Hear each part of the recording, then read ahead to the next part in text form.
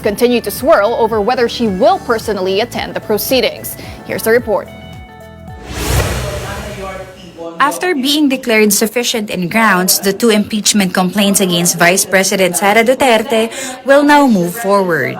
With hearings set to begin on Wednesday, March 25, the Vice President's camp has confirmed receiving the invitation to attend, but her legal counsel attorney Michael Poa says it remains unclear whether she will show up. He stressed that there is no requirement for the Vice President to personally attend the hearing, adding that any decision will depend on her rights and the advice of her legal team. Meanwhile, House Justice Committee Chair Jervil Luiso earlier said it is within the Vice President's prerogative whether to appear or not.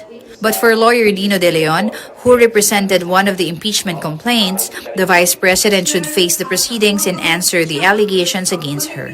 Duty-bound siya, constitutional process to eh. Kailangan galangin ni Sara Duterte ang mga institusyon, including the House of Representatives, including eventually the Senate, and kailangan niyang sagutin sa saligang batas. At sabi sa saligang batas, accountability ito, kailangan mag-explain siya. De Leon, however, doubts that Duterte will attend. And even if she does, he believes she may avoid directly answering questions. Palagay ko hindi niya sasagutin yung mga tanong. She will again throw an attitude out there and claim that this is all political.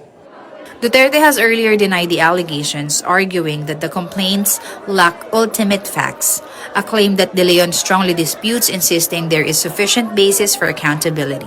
Ito po ang mastery kasi ng Duterte camp, no?